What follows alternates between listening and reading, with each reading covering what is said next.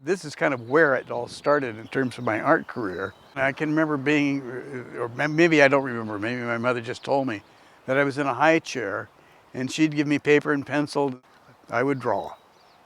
And in fact, somewhere I have a drawing that I did when I was probably, I might have been 3, of a train. I mean, I was really precocious, but that's kind of what I did. I mean, it would keep me occupied, for hours.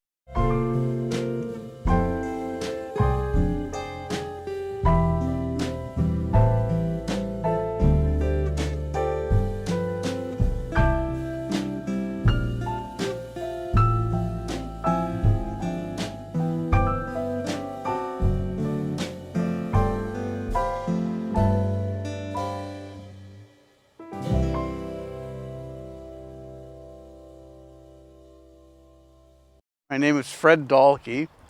I was born in 1943.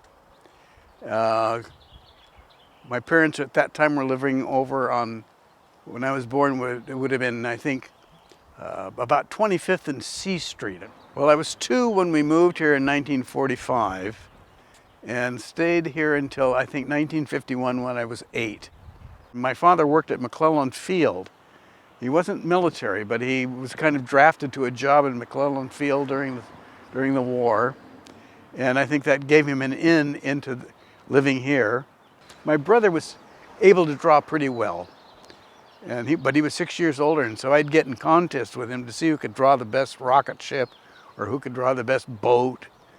And there used to be a grocery, there used to be a grocery store down there. Is that still there? In a variety store. And they used to have it at Halloween time. They had a soaping the windows contest to see who could, and it was basically drawing pictures with soap on their windows, and then they would be judged. And I remember for my age group I won, and my brother won for his age group. And it was that kind of competition. He learned things and he would teach me. He had learned somewhere along the line when he was in about the 6th grade perspective. And I thought, that's really neat. And so I learned perspective. I was probably 4. And it was my mother, and she would also take me down to Crocker Art Museum, even though I probably didn't understand anything I was looking at. But it was a connection that was an important place. I just loved going to Southside Park and fishing. That was kind of that was my main focus, wanting to do that. There was a kid at William Land. He was, I think, probably a grade or so older than I was. His name was Squeaky. He was African American and just a really neat guy. And everybody wanted to be his friend. And for some reason, I think I met him fishing at Southside Park. And so we became kind of friends there. And so I invited him to come to my house, and so he came over here, and he had a bicycle, and so I was riding around on the back of his bike and wanting him to come back, and he said, "I'm not sure I can be here." And I said, "I don't understand." He said, "We're not supposed to be here." And at that time I really couldn't quite put it together, and I realized that it was in fact because he was black. The area that we lived in was not an area that was open to blacks. He lived across the street in Callahan Homes, which I think was more integrated at that time.